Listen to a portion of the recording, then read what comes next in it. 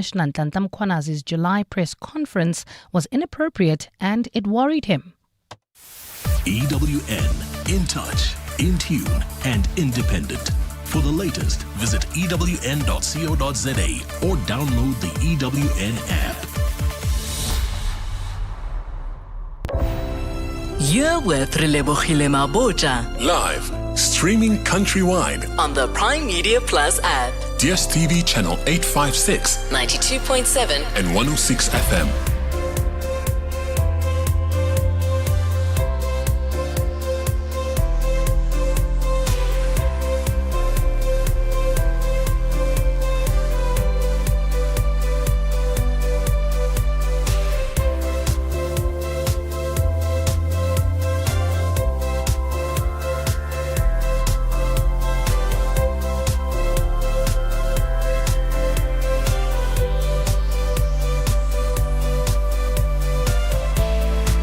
7 minutes after 1 o'clock. Welcome to 7:02 Afternoons with me, Relebogile Mabotja, on this Wednesday, the 5th of November. Looking forward to having conversations with you. Coming up on the show, I want to find out from all of you, what do you believe parents should do the moment they start to notice mean behavior in their child? And I'm saying mean behavior as in not to necessarily towards you as parents, but towards other kids, as in the precursors to possibly that child being a bully. And what have you done in the case of your children where you start to notice, you're not waiting for the school to tell you, hey, your child is a bully. I want to hear from you on that. Our finance feature, we're talking Responsible Gambling Month. We'll be joined by Head of Communications at Just Money. And we're talking about smarter spending habits with Erica Liebenberg. And then in our masterclass for today, I'm looking forward to this one.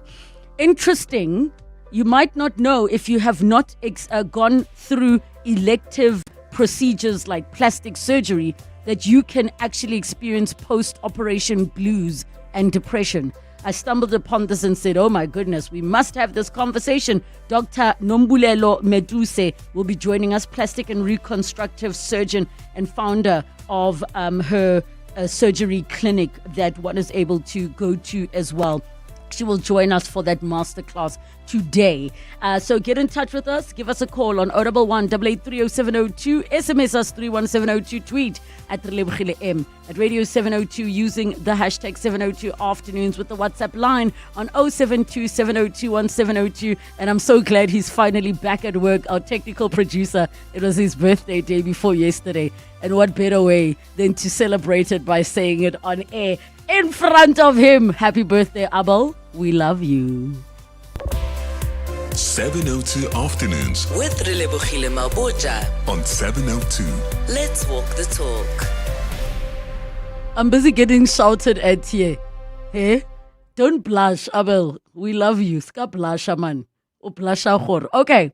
So I stumbled upon a young lady who was expressing that she is noticing mean girl behavior from her daughter, and she's getting that vibe at Khadi_Yamoloto on X, saying, I'm noticing some mean girl vibe on my daughter. How do I stop it fast? And I want to hear from all of you as a parent, the moment you start to notice mean behavior in your child, what is it that you should be doing? Or share with us, what is it that you have done with your children? And maybe, I don't know if toddlers should even be included in this conversation, as they are still developing and growing. But once you get to kids, I would say 9, 10, 11, 12, preteen into teenage years, where you start to observe your child's behavior and it is mean or mean-spirited, or you even can see some of the things that they're doing and they look abusive or they look like bullying.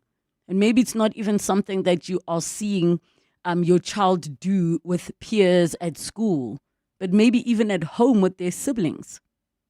How do you address that and how do you handle that situation? I want to hear from you on all of that. Some people have responded to Khadi to say, maybe make her watch movies like Cinderella and Mean Girls.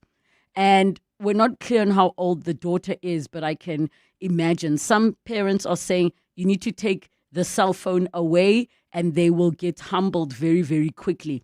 And I know the conversations happened once or twice around parents who address their kids that are bullying, and with some saying the behavior is extreme and others saying it is not, it is necessary, because bullying can lead to death. Young people take their own lives because of bullying.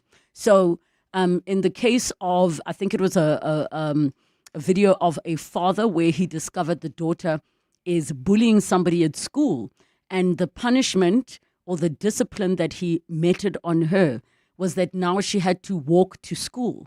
And it is quite a distance that she had to walk. And I think she was making fun of another child's like shoes or something, saying that they were dirty or something along those lines. And the father found it absolutely unacceptable. So what he did was made her walk to school. I think it was around more than 3 kilometers or something like that. But he drove behind the daughter and he said, every day she's going to walk, because that behavior is absolutely unacceptable.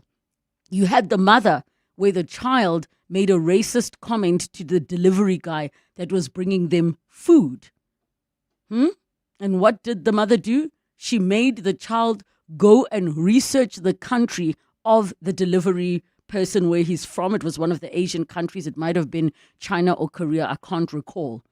Made the child research and then made the child write an apology letter and then made the child read it to that a staff member. Read it to them in front of people. So what do you do when you pick up that your child is being mean to other children? The story of those rugby boys that were bullying kids, I'm not sure. I'm convinced that they're on their best behavior when they're at home. I'm not sure. I'm convinced that their parents were not aware of their behavior. I'm not sure. I'm convinced. And I think sometimes the discipline needs to be so extreme that you take away the things that they love. Sometimes that's how extreme it needs to be. Or community service.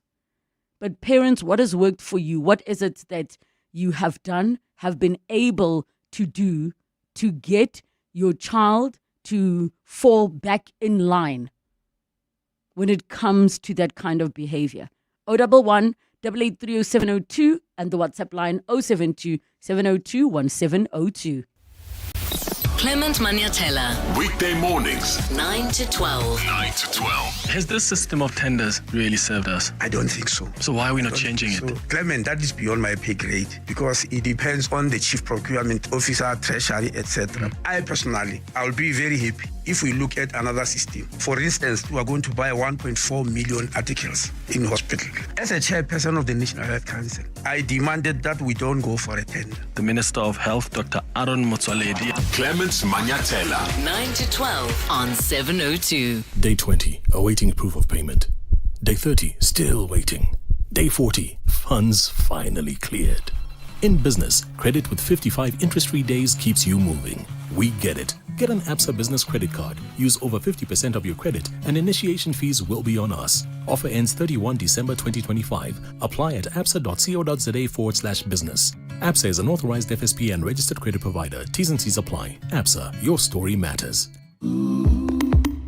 Calling all wedding planners and venues, restaurants, conference centers, and hotels. Do you need tables and chairs? Home in One has it all. Do you need cutlery, crockery, table linen, and restaurant equipment? Home in One has it all. Do you need tents, gazebos, or umbrellas? Home in One has it all. Affordable prices, the latest trends, with 2 branches in Pretoria and Johannesburg. Shop online at homein1.co.za, because we're your #1 choice. Home in One has it all. Are you looking for the best spectacle and sunglass deal? With Specsavers buy one, get one offer, you get great value for money.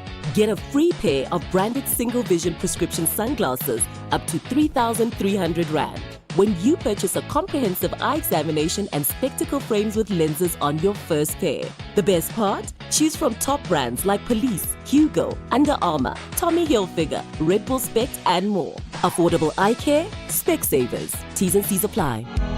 Did you know that all residential complexes are legally required to register with the Community Scheme Ombud Service, or CSOS? Registration is easy and it's free. All registered schemes can access a quick and affordable alternative dispute resolution body and can also learn more about the rights and responsibilities of people living within a community scheme. We'd like to appeal to all unregistered community schemes to register with the CSOS today. Visit csos.org.za to find out more. This year, the City of Gold will be welcoming 19 countries for the G20 happening for the first time in South Africa. And today, John Perlman will be talking to Thabiso Rulashe from Santam. He will discuss the importance of this sponsorship, Santam's involvement in the G20 Disaster Risk Reduction Working Group, and other Santam initiatives and programs. Don't miss the conversation on 702 Drive with John Perlman today between 3 and 6 p.m. Let's walk the talk. Your voice. Your life. Your afternoon radio. On 702 Afternoons. With Relebogile Mabotja. We are chatting at 18 minutes after 1 o'clock around what you should do, or you believe parents should do, when they notice that their child has mean behavior or is starting to behave like a bully or possibly even abusing. There's a gentleman who also just spoke about the fact that as an adult, he recognized that his brother was abusive towards him. You know how they treat sibling rivalry or siblings that are arguing or fighting as, well, it's just that. But this continued into adulthood and the parents did nothing. So sometimes you recognize that behavior within your own home before any other parent or the school complains about it. 011 883 0702, the WhatsApp line, 072 702 1702. Let's go to the Northwest and chat to Teresa. Hi. Hello, how are you? Good, thanks, and you? Yeah, I'm speaking as a child head. When parents die and you are left with teenage siblings, and you are also young, I was 30, and I had to raise teenagers, and they were bullying me. And you know what I just did? Number one, I simply said, if I'm the one who's looking for food for you, and you don't want to listen to me and you're bullying me like this, you will not eat my food. Number two, the other one was staying with me here in South Africa and was bullying me. I simply went, shopped around, pots, plates, what. Then I said, you are now on your own. Here is the rent for this month. For as long as you cannot respect me, you are on your own. And that grounded them. And it is the only thing that they really talk about, like when they speak about my discipline. They say, this lady, she will make you sleep on a hungry stomach if you don't respect it. And so that helped me. It was kind of gross, but it helped me. I don't think it was gross per se. And I mean, as an adult, do you look back and see it as bullying, or do you see it as kids were being kids? At that time, they were being kids, but if I had left it like that, if I had not disciplined them, they were going to grow into very abusive adults. So this is why I would say a child, when a child is born, they should not be left like that, even like they're 3 years old. And you notice that they are being kind of abusive to other children. You can't just say it's a kid, because they are going to grow into that. I remember my mom saying, this one, other parents would actually not come with their children here because you would beat them. And others would leave early. And then, you know what, now he's an adult. You can see that thing, he did not grow out of it. He is overbearing, is all that. So I would say there is no time that you can say it's a child. Start to nip it in the bud, even at 1 year old. Nip it in the bud. there and there, because whatever they learn between 1 and 6 years old is what they will grow up to be. So if you leave it to say up to 9 years old, then you lose that child. They will come demanding you for money when they are now grade 11, and it's the same behavior. Like my mom, my younger brother wouldn't go to school if he didn't get $1. And my mother would run to my house to say, your brother doesn't want to go to school. He wants $1. And then I'll say, Ma, one day you will die and you leave me with this boy. Yo. So tell him to go to school without $1. And, it was painful for my mom. But in the end, she just had to discipline him. And I think, you did what you needed to do, Teresa, and I applaud you for that, because it's not easy losing parents and then having to raise your siblings and take on what has been left behind for you to deal with. I see people quite often that will be speaking about their siblings that are ill-disciplined or not doing anything. I mean, I saw a mom who was busy posting that her 27-year-old son needs a wife now because she's tired of cooking for him and doing his laundry. Like, ma'am, you created this. You allowed this. And it's hard as well, the parenting thing, the balance. It's very, very difficult. Nicholas in Santon, hi. Hey, Relebogile. So quick one. Mine was interesting on the bullying side with my 12-year-old son then. He just went through a program at school about bullying, learning about bullying and all of that. And of course, us working from home and I'm busy on the call. And of course, I raise my voice. I'm fighting, the usual things that we do. And then after I finished the call, he came to me and says, are you okay? It sounded as if somebody was abusing you. And I said, yeah, no, I'm fine. It's normal. Corporate speak. It's normal. We do this. And then he said, look, maybe if they do this again, I've got a number for you to call because they clearly got this number from school. And then after that, and he says, yeah, but I also picked up you were shouting. Are you maybe not the one who's bullying me? What? And I picked up the most interesting thing that often most of us as parents, we do need some of these refresher courses and training. Because we battle to understand what is some of these things. And the kids really point it out in the most blatant way. So what did you do about it afterwards? I immediately realized that actually this must have been bullying. I was screaming and I was shouting. It was a heated debate with this person. And I said, I think you're right. I was probably bullying. I'm going to call them. And then I put the person on speaker, says, man, I realized I was talking loud and I was shouting. Are you okay? I'm sorry for what I did. Aww. And my son was so happy. And I realized, sure, I learned my lesson on that particular day. Well done, Dad. And also for being an example, because to tell your child I'll call back and apologize is one thing. To show him. So well done to you. Well done, Dad. Do you feel proud of yourself? Thank you. I was ecstatic, particularly because I realized this was not just a lesson for me, but this is to reinforce what he learned at school and let me demonstrate that this is happening seriously even in our adult lives, that we might not be aware that we are causing this harm to others. Okay, thank you so much, Nicholas, for your call and for sharing that experience. Your voice notes are coming through on 011 883 0702. Where you can call us, and your voice notes on 072 702 1702. Hi, Elsie. The chat, us as parents, we really don't want our kids to be bullies and bully other kids. But at the same time, we don't want our kids to be bullied by other kids. So when they start now standing on themselves or standing on their ground, we see those things. But for us to tell them to say, no, don't do 1, 2, 3, we feel like if we are going to do that, we are teaching our children to be bullied by other kids, as we have seen how kids bully other students at school. The main thing that we do with misbehaving kids is they've got a room full of toys and stuff like that.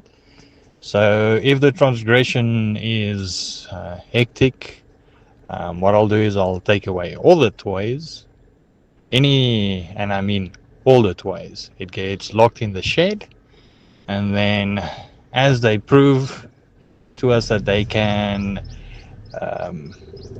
reconciliate the trouble that they've caused, behave properly, and redeem themselves, then they'll slowly but surely gain access to some of their toys again. Hi, Relebogile. I just wanted to say that I agree completely with the punishment that those parents did. I am so tired of parents calling their children little angels when they are being bullies and not allowing for any consequences, to the point where the school that my child is at is the teachers have their hands tied and can't give consequences anymore. And my child has been bullied, and to the point where we are moving schools. And if I was to find out that my child was being a bully, I would be equally angry and equally giving them the similar repercussions that those parents would be giving. Thanks, Jules from Randburg. Thank you, Jules from Randburg. And thank you for sharing about the perspective of being the parent of a child being bullied. It is not okay at all. Those things can destroy a child's life. I mean, you hear of grown-ups today who will talk about, I was bullied because of this. They carry it with them. It requires extreme repercussions. One says, gosh, give that woman previous caller. I'm not sure. Are you saying a bells? Discipline starts at home. Bad behavior starts at home is what they're saying there. Oh, give them a bells. Thank you so much. My sister-in-law got 2 daughters. The firstborn was disciplined. The second one was left. The firstborn made a good life for herself, and the other one was disciplined by the correctional services. Now she is good and living a good life. And that's the thing. I think we also maybe aren't aware that your child can become a criminal if you're not careful with the entitlement and them not understanding consequences or learning consequences. Hi, Relebogile. The very first thing that the parents should do is check their own behavior. Often kids learn this from home, even extended family. The second would be to speak to them about why they do this. They may be bullied themselves at school, and to punish them like you would the bully if the bully was not your child. That is Jay in Santon. Another one says, I'm also not convinced that parents are not aware.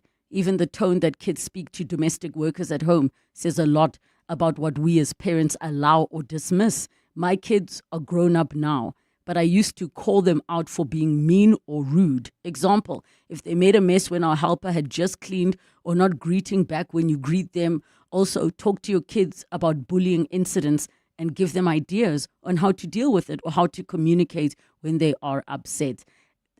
So spot on with what you said. If parents allow their children to treat the domestic staff some kind of way, there are serious problems, very, very serious problems, because it means that in the parent's mind, there's only a certain percentage of people that deserve respect. Everybody deserves, whether it's the security guard, whether it's the homeless person, if the child does not see you behaving in a way that is respectful, they themselves will not see a need to do it. Your voice notes and your messages, we will continue with them when we come back. It's 1:30. Time for your latest Eyewitness News headlines. Good afternoon. Thanks, Relebogile. A very good afternoon. We begin with news just in. Controversial businessman Brown Mabotja has been located and is currently meeting with police together with his attorneys. EWN understands Mabotja has agreed to provide police with a statement related to an alleged attempt on his life on Monday evening. Police have been trying to locate Mabotja since last month following a raid at his business premises in the northwest regarding the confiscation of several digital devices. Gauteng police have raised concerns about reports that some officers are affiliated with gangs and may be interfering with crime prevention in Westbury. Residents say police are not doing enough to deal with gang violence in that area. In October, 7 teenagers were shot, with 2 being killed in what is believed to have been a gang and drug-related conflict. And in Paris, online fast fashion retailer Shein has opened its first physical store amid a heavy police presence today. Paris authorities deployed riot police for the unveiling of Shein's first bricks and mortar store in the world. People queued outside ahead of the scheduled controversial opening, while children's rights activists stage a protest nearby. Those are the headlines, this EWN and more at 2 or as it happens. EWN Traffic. Well, in Calvin at this hour, there's still those roadworks slowing down traffic on the N3 in both directions up between the Butlu Interchange and London Road. Also leaving the Joburg CBD, there's bumper-to-bumper traffic. This is on Main Reef Road between Anderson and China Mall. There's also slow-moving traffic. That's if you're heading towards Bedford View on the R24 westbound between Edenvale Road and the Kilulis Interchange. Look out for those faulty traffic lights in Edenvale, Modderfontein Road and Van Riebeck. Traffic lights still not working in Randburg at Malibongo Drive and President Fushia. If you come across any other traffic issues, please WhatsApp us on 072-702-1702. There's more EWN on air, online, and on the EWN app. Bongani Bingwa, 702 Breakfast. Weekday mornings, 6 to 9. Who should apply to bring back accused persons to face justice in South Africa? The authority lies with the minister, but the NPA is involved in the process because the minister does not get to have a case and is not a person that deals with prosecution. Bushiri made serious allegations. Is it your suspicion that's why he's not being brought back by the Malawian courts? If he says he does not have a case, why is it difficult for him to come and answer? Minister Amluko Kubai. Bongani Bingwa, 6 to 9. On 702. In a world where everything is instant, some things are worth slowing down for. You took the time to build a life of distinction. Every moment, every milestone, every decision. At Indwe, we take the time to understand your world and craft insurance solutions to protect it. Because true peace of mind is the greatest luxury of all. The right insurance starts with a conversation. It starts with helloindwe.co.za. Indwe Risk Services is an authorized financial services provider. Tani Esther, or should I say the Tupperware Tani? How's business going? Business is booming. I've been operating out of the boot of my car for 10 years, but shame, it couldn't keep up with my growing empire. Okay, so you sold it to We Buy Cars? Yes, quick. Sold my old one, bought a bigger one. I even sold some of my Tupperware to the friendly guy who picked up my car.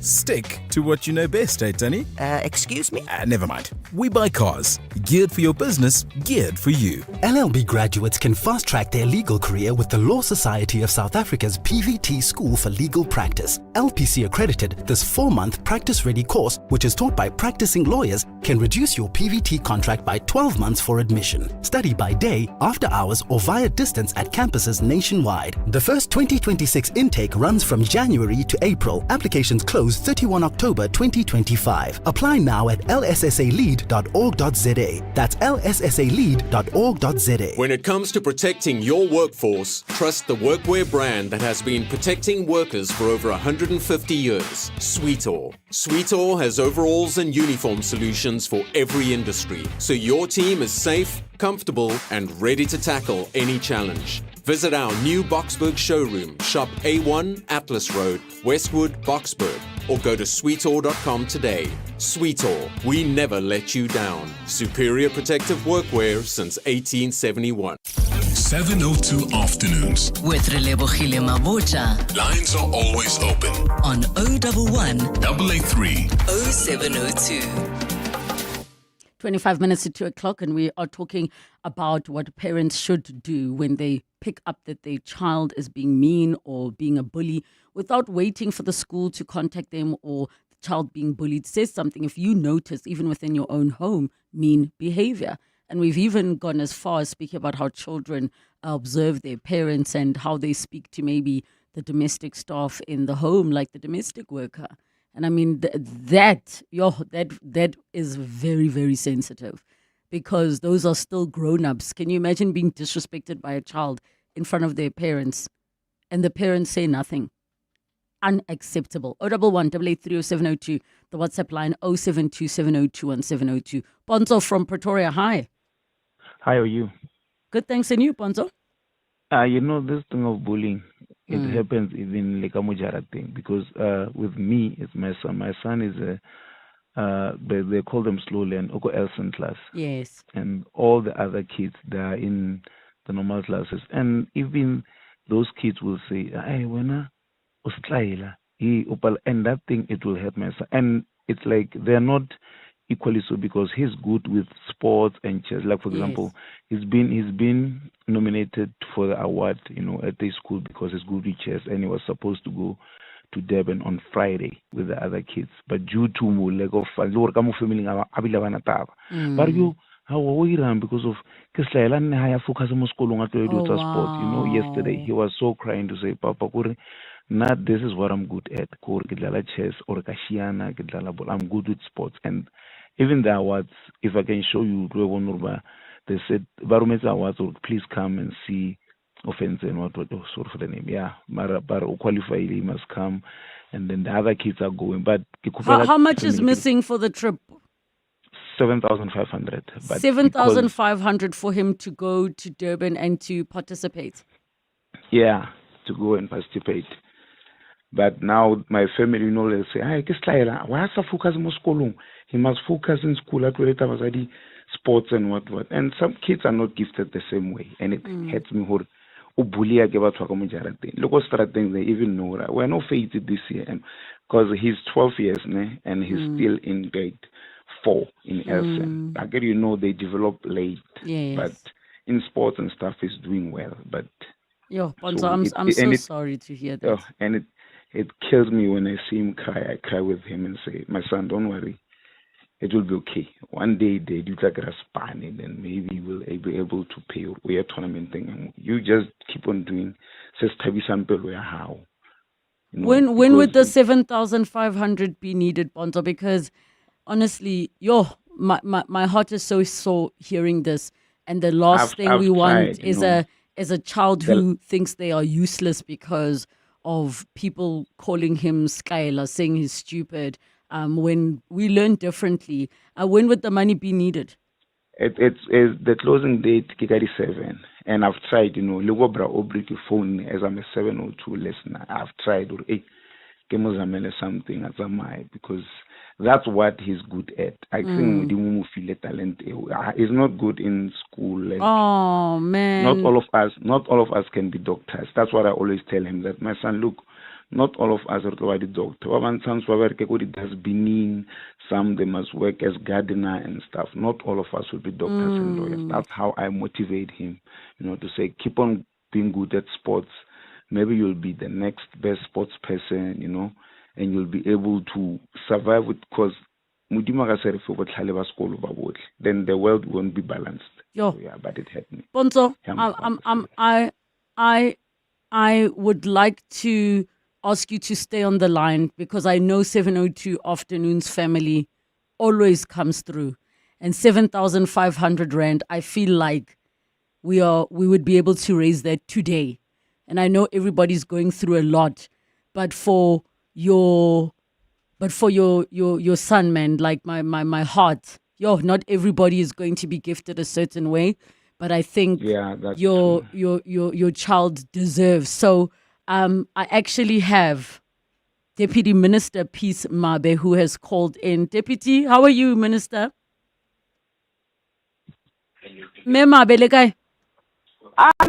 I'm all right, thanks. And you? Can you hear me now? I can. Oh, man, my heart is just absolutely bleeding for Ponzo. Ponzo's going to Durban. They must just give me the account numbers. What? Yeah. What? Ponzo's going to Durban. He's going. He must just start packing. Ponzo's going to Durban. Wait. Ponzo and Offense are going to go to Durban. They're going to Durban. Oh. They're going to Durban. Ponzo, how do you feel? I don't know what to say. Like, you go get below 50 anything else, get below 50. Yes, wait, King.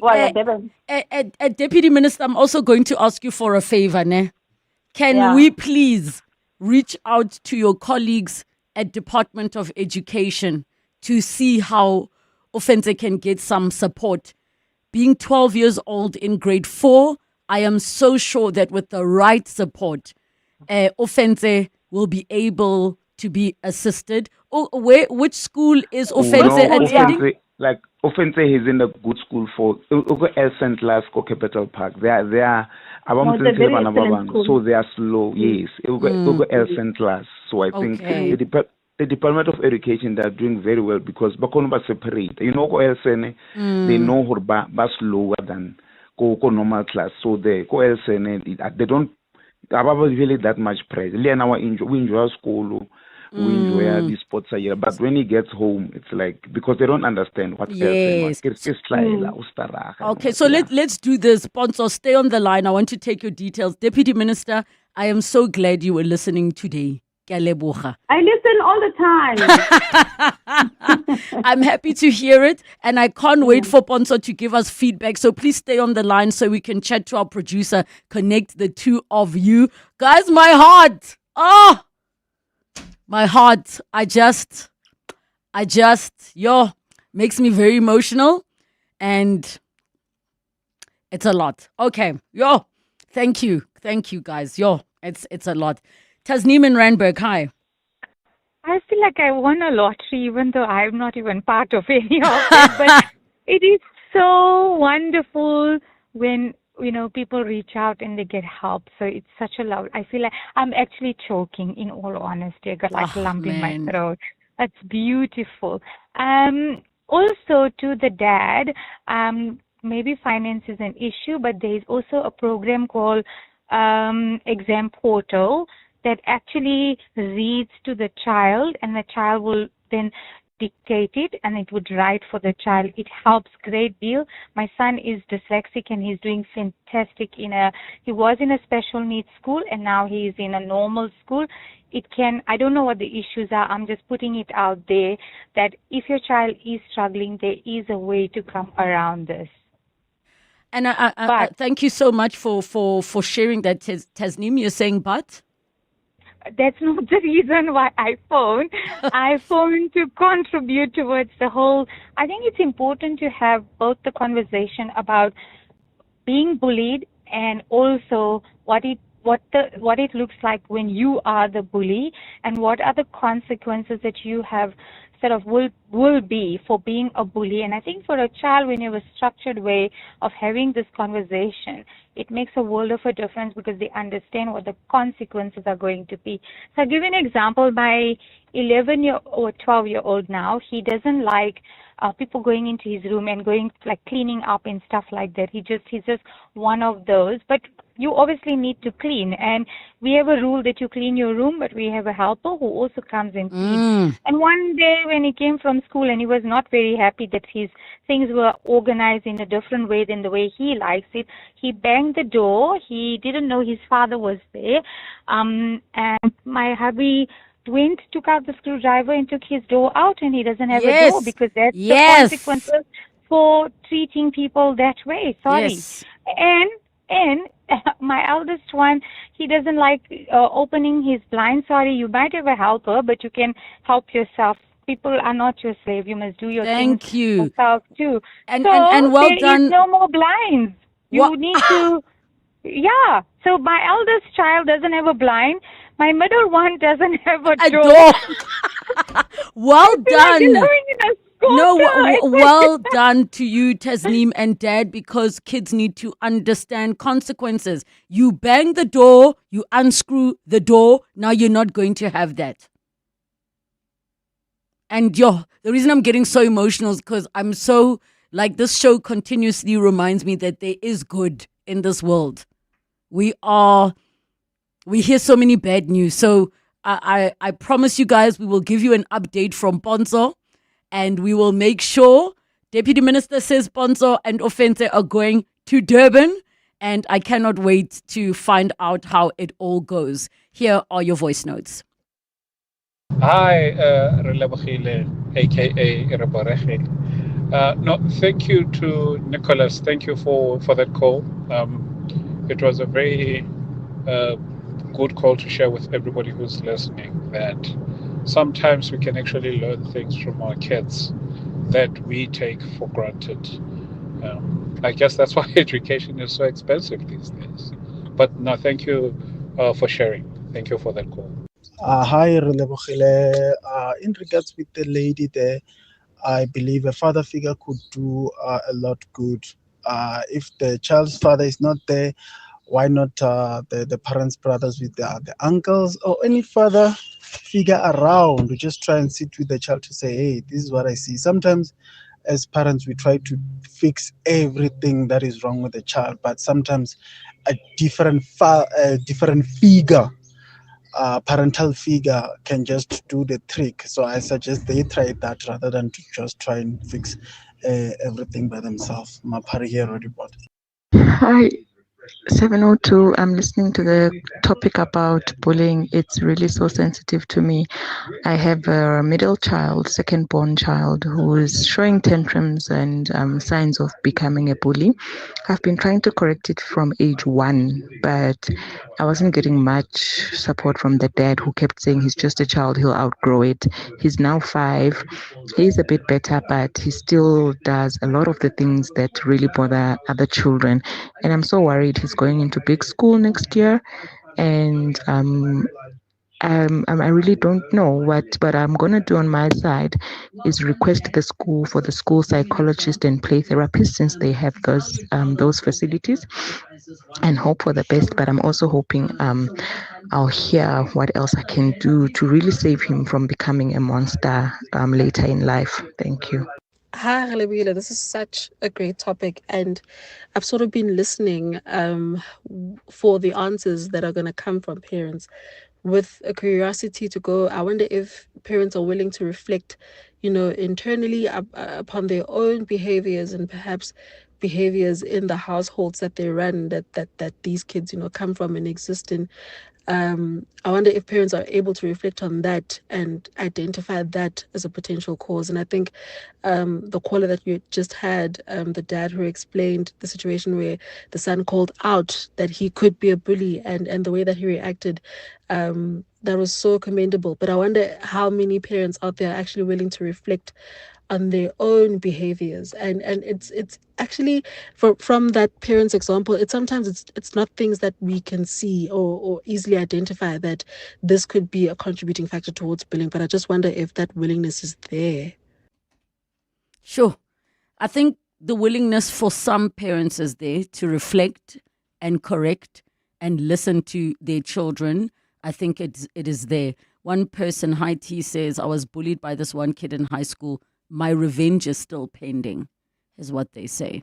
Regarding bullying, I'm a genuine believer in teaching our kids empathy from a young age. It's gentle hands and gentle words as they get older, teaching them to sit with the child sitting alone, standing up for the child that is being bullied. We have to teach empathy and love your show. Thank you so much for all of your messages and your calls. And I cannot wait to hear about Ofense and Ponto's trip.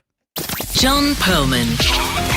Weekday afternoons, 3 Were to any of the 6. people who were speaking for SAPS in the face of questions that I'm sure you and others asked, joining the dots between their performance or lack of and the fact that they can't look after public money? To see that the very Divisional Commissioner of Supply Chain Management simply said that, and I quote, sometimes people on the bid committees in the South African Police Service are not competent and therefore things slip through the cracks. Managed to get access to the South African Police Service and became a successful service provider. John Perlman. 3 to 6 on 702. You can become a victim of a legal problem: wrongful arrest, assault, uncontested divorce, rental disputes, maintenance matters, or labor problems. It can happen to you. Clientele Legal provides tough professional lawyers for an affordable monthly premium. Our legal team is standing by to assist you 24 hours a day. Join today. SMS Legal to 48721. That's legal to 48721. Clientele General is an authorized FSP and licensed non-life insurer. T's and C's online. Standard rates apply.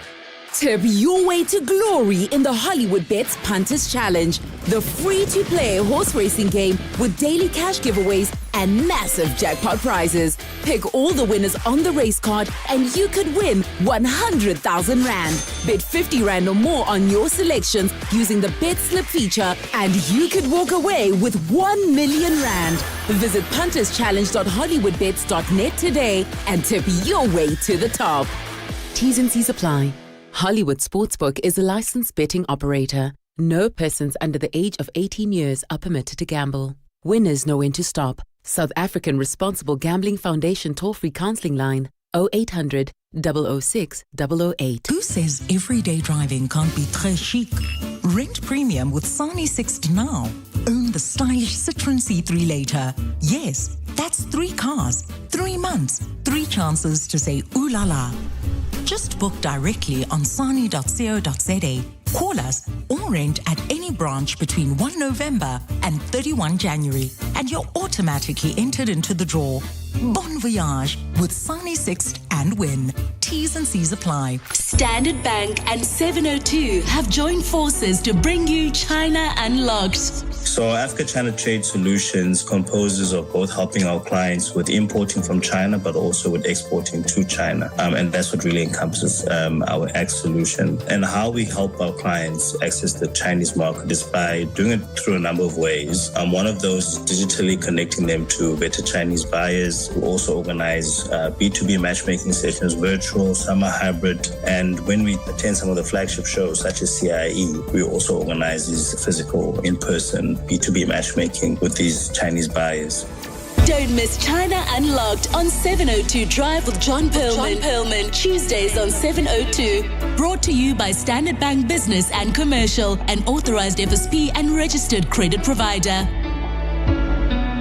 702 Finance Feature. 8 minutes to 2 o'clock in our finance feature for today. It is Responsible Gambling Month. We're talking about supporting smarter spending habits with Erica Liebenberg, Head of Communications at Just Money. 011 883 0702, the WhatsApp line 072 702 702. Erica, thank you so much for joining us for this conversation today. Welcome to the show. Thanks so much, Libba. It's great to be joining you. Erica, what are some of the things we need to be super mindful of when it comes to gambling and our smart spending habits as a whole? So, yeah, very good question in this National Gambling Awareness Month or Responsible Gambling Month. In short, it comes down to being responsible with your gambling practices. And unfortunately, what we're seeing is a massive rise in gambling addiction. Which unfortunately is very much aided and abetted by the fact that there's a lot of gambling influencers who have joined the conversation. So it's gone out of your traditional advertising channels into TikTok, Instagram, YouTube, and they're all packaging it very much as a means of lifestyle, success, entertainment. We're also seeing prominent sporting figures joining the fray. So Herschel Gibbs, for example, joined 10Bet in late 2024 as a brand influencer. He's not the first and certainly won't be the last sports person. And basically what all of this is doing is normalizing gambling amongst fans, including younger audiences. So we're just seeing a growing trend towards irresponsible gambling, actually, and frank gambling addiction. And if we look at the South African Responsible Gambling Foundation statistics, they saw a 55% rise in addiction-related contacts to their helpline during the last financial year ending in February 2025. So that's 4,166 people, up from 2,600 odd the year before. So we can see it is truly a problem that's growing. So the first tip is, of course, know your limits. If you're going to gamble, understand it's not a viable means of attaining additional income. It's a risk-related activity, and you need to have a budget that you're willing to lose if you're going to participate in gambling. I think those are the key words, budget that you're willing to lose. And I think the first time I was taken to gamble was by my dad. We went to the casino and he said, I'm going to show you, but we have fun. We've chosen our budget and that's it. That's the budget. Yeah. It's money that you are planning to lose, actually. If you win, It's a bonus. Absolutely. That is a brilliant way to put it. And if that's the approach that people take with gambling, they're actually going to be okay. If they're seeing it as entertainment and they're willing to spend that certain amount of money on that entertainment with the awareness that there's a very good chance that they're going to walk away without that money, then it's very unlikely to tip into an addiction or an irresponsible gambling habit. So that's definitely tip number one. Tip number two is really don't see it as a source of income. So you'd think that goes without saying because we've just explained that whatever you're willing to bet, you've got to be willing to lose. But what we actually saw with Just Money's inaugural Money and Me survey is that gambling is actually seen as a viable income stretching option, and that by those who can least afford it. So 3% of our survey respondents chose online gambling over another popular cost-cutting option. In this case, it was looking for restaurant deals to stretch their money. And those taking home less than $5,000 a month were 4 times more likely to see gambling as a cost-cutting option, and men were twice as likely as women to opt for gambling above restaurant deals. So that does show that people are seeing it as an income-generating option. It is not. We reiterate again, have a budget, be prepared to lose it. Do not suppose that this is a viable income-earning option. And I think that's the biggest thing to drive. In terms of the part of just being smart, I mean, if we look at the fact that our economy is so bad, but the gambling has increased, what do you think the deeper meanings are? People are just absolutely not comfortable with their income, and that is fully understandable. We've seen, with the survey, for example, that, 60% of people are feeling financially stressed or strained. And what tends to happen in those situations is obviously the first thing you want to do is try and stretch your income or grow your income. And people will indulge in risky behaviors to do that.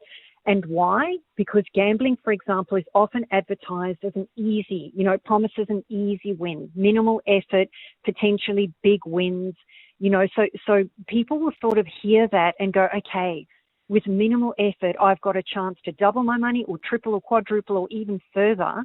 And so that sort of explains why people get into gambling and how they see it as potentially a viable alternative. But it's actually not. A much, much better alternative is to look at a side hustle. And, they always say, money doesn't grow on trees, and it's true. If it seems too good to be true, it is.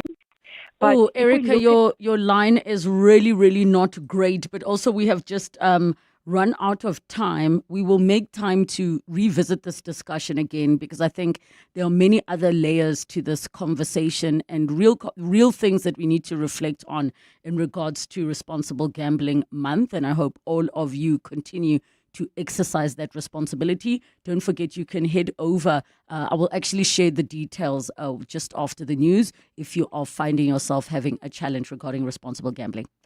In the last 24 hours, this is what's happened in your world. New York Mayor-elect Zoran Mamdani says his decisive victory shows a way to defeat Donald Trump. The U.S. president has been a fierce critic of the young Democratic Socialist policies. Mamdani has also been slammed for his Muslim heritage by Trump and business elites. After all, if anyone can show a nation betrayed by Donald Trump how to defeat him, it is the city that gave rise to him. Donald Trump, I have 4 words for you. Turn the volume up. EWN, in touch, in tune, and independent. Did you know one company's waste could be another's raw material? The Gauteng Industrial Symbiosis Program is a free facilitation service that connects businesses to turn waste into opportunity. In its 10-year journey, it has helped divert over 290,000 tons of waste from landfills and reduced 1.5 million tons of greenhouse gas emissions. Join the movement, save costs, energy, and grow a greener community. Grow a greener economy, rather. Visit industrialefficiency.co.za. That's industrialefficiency.co.za to learn more. The Gauteng Industrial Symbiosis Program, a decade of industrial sustainability, unlocking growth opportunities for SMMEs through industrial symbiosis. To celebrate 25 years of helping you live the Premier life, FNB Premier is giving you a chance to win a 14-day European tour experience and other cool monthly prizes. Open any FNB Premier account from September to 31 December 2025. Switch your salary, swipe or tap a minimum of 2,000 Rand per month for 3 months straight. Spend and win with FNB Premier. FNB, help changes everything. TCs and competition rules apply. FNB, a division of First Rand Bank Limited, an authorized financial services and credit provider. To walk the talk is to turn words into meaningful actions. And it's what we at 702 are committed to doing every day. We're also committed to following the rules set out by the Broadcasting Complaints Commission's Code of Conduct. To give you balanced programming, fair comment, and accurate news. But if we stumble along the way and you feel we're not living up to the code, let us know on comment@702.co.za. And if after that you're still not happy, you can direct your complaint in writing to the Broadcasting Complaints Commission, PO Box 412365, Craig Hall 2024. For more, visit bccsa.co.za.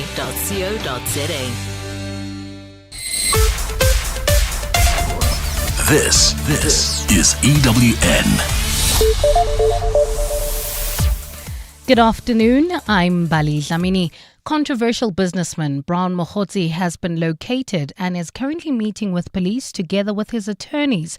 EWN understands Mabotja has agreed to provide police with a statement related to an alleged attempt on his life on Monday evening.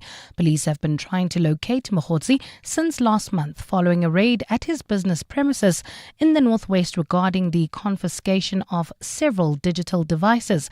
His devices are wanted by police in relation to an ongoing investigation. Alfara Mushwana reports. Northwest businessman Brown Mabotja alleges that gunmen in a white bakkie opened fire on him while he was driving a red Chevrolet Aveo in Vosloorus on Monday. Police recovered 11 shell casings at the scene, but say Mabotja initially declined to give a statement about the incident. He then agreed to present himself at the Vosloorus police station before 8 o'clock in the morning yesterday, but never showed up. EWN has now learned that Mabotja, together with his lawyers, are currently with police and is now providing information about the alleged attempted hit. Alfa Ramshwana, Eyewitness News. Let's stay with policing matters. Gauteng police have raised concern about reports that some officers are affiliated with gangs and may be interfering with crime prevention in Westbury. Residents say police are not doing enough to deal with gang violence in that area. In October, 7 teenagers were shot, with 2 killed in what is believed to be gang and drug-related conflict. Today, community leaders, religious organizations and residents gathered at the Westbury Recreational Centre to discuss issues they are facing and find possible solutions. Jabuli Limbata was there. Gauteng police say Westbury forms part of 8 areas where anti-gang units have been deployed. Police spokesperson Brenda Muridili says the recent shooting, which left 2 people dead, was as a result of a fight over drug territory.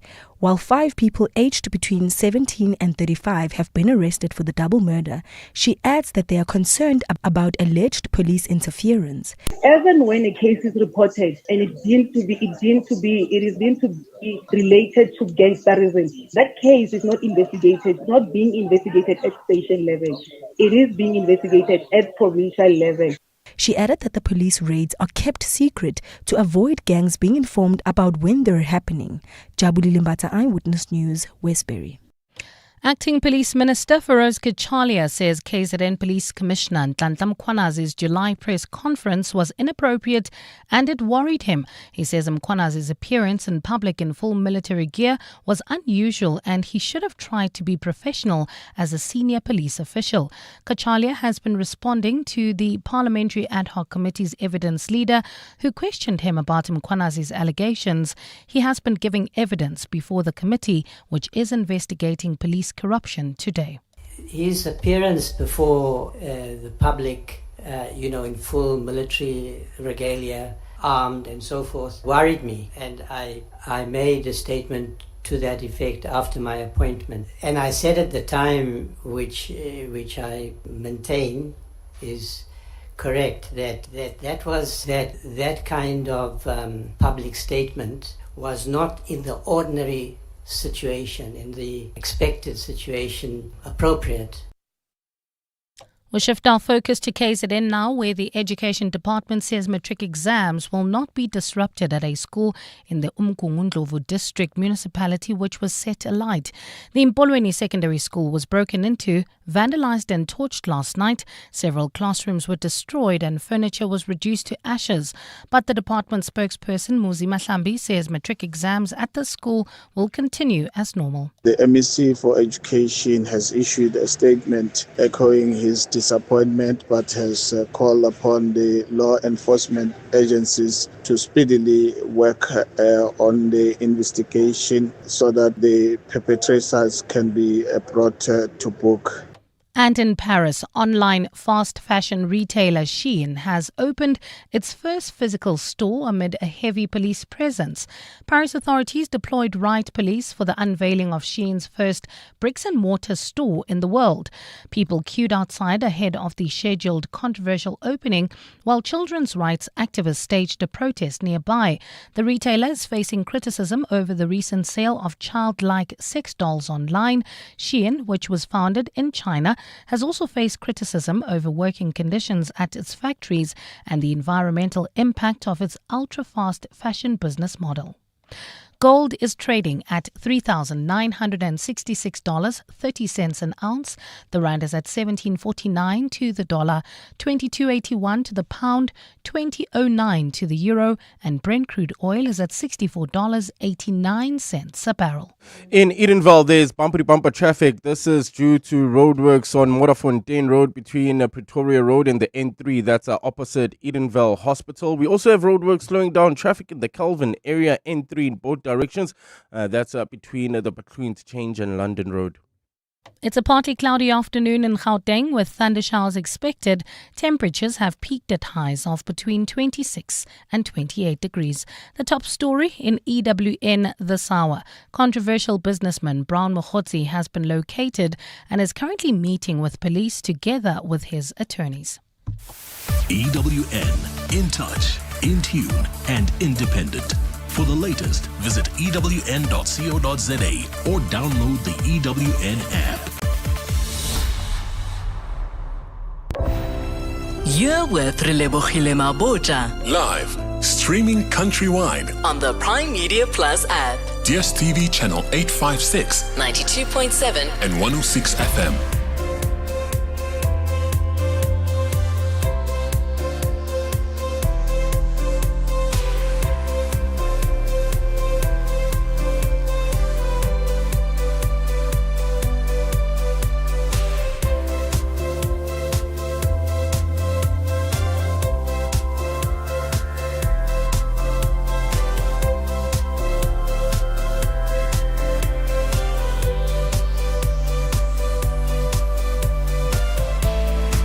Eight minutes after 2 o'clock, it's the second and final hour of 7:02 afternoons, and we are going to be jumping into a master class. If you've had elective surgery before, maybe you're considering it as well, please make sure you join in on this conversation, but also listen to what happens to individuals that go for elective plastic surgery, or as they call, for aesthetic purposes. And we talk about what happens post-op to one's mental health. Dr. Nombulelo Meduse will be joining us for that conversation. And you can already get your questions in and your comments. 011-883-0702, SMS us 31702. Tweet at Relebogile M, at Radio 702 using the hashtag 702 afternoons, and the WhatsApp line 072 702 1702. 702 Masterclass time, and for today in our masterclass, we are chatting about post-surgery blues, post-op blues, but more specifically around elective procedures. So, because that comes with another layer of emotions when the procedures are elective. And we are joined by Dr. Nombulelo Meduse, who is plastic and reconstructive surgeon and the founder of Dr. Nombulelo Meduse Specialist Plastic and Reconstructive Surgery Clinic. Get in touch with us, 011-883-0702, the WhatsApp line 072-702-1702. Doctor, welcome to the show. Thank you so much for joining us. Good afternoon, Relebogile. Thank you so much for having me, and good afternoon to the listeners of Radio 702. Doctor, I'm obsessed with your hair. I just had to get that out the way first.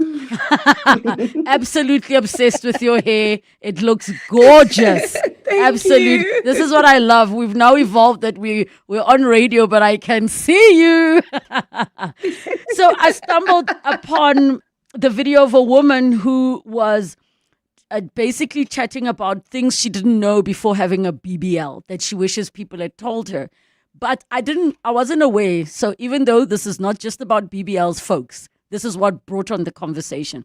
And she was saying that straight after the surgery, you feel like, did I make the right decision? You doubt yourself. And she was speaking about the blues that she had. And then she went on to say, and the blues are not so much about the part of, you made a mistake or not, but it's around the fact that if you did a cosmetic procedure while you still had deep-rooted insecurities that you had not even begun to work on, the surgery actually makes it worse. Even if you look better, your psychology doesn't automatically connect. And that's how, I was like, I wasn't aware. So I started looking at other videos of individuals who've had elective procedures, and they were speaking about post-op blues in regards to elective procedures. Now, I know people who've had surgeries. I've gone into surgery and I've had post-op blues. But the reason I wanted this specifically around elective procedures is because for those that have to go into surgery where it's for medical reasons, it's not like you're doing it by choice. What are you sort of observing with your patients, and are people starting to talk about this? Because maybe it also comes with a bit of shame that if you tell people, oh my gosh, I'm feeling down, that others will be like, why did you do it? Oh, thank you so much for that question. It post-op or post-cosmetic surgery procedure is a very common but temporary thing. I've seen it in few individuals in my practice. Most of them we divide it into patient factors. And then under patient factors, we look at the physical factors, psychosocial factors, and then we look at the surgery factors, anesthetic factors, and the whole experience. So we need to divide and see what is our baseline. So when we look at the physical factors, we want to see what is the baseline of this client. So are we able to achieve what she is desiring? And if we are able to achieve it, how many turns in a theater room that we need to make? So what I'm trying to say, the important thing is to manage expectations, because it's one of the things that exacerbate it when the expectations are not met and someone feels like, I've paid so much money and I'm not having the body that I'm looking for. And then you find that her baseline is not the same as the person that she saw or the picture or what she has desired. But if this was disclosed during the consultation, just to manage the expectation, what is possible with the baseline? By baseline, I'm not only meaning like the physical appearance. There are things that we also need to look at. Their medical fitness. Are they fit to go under anesthesia for so long?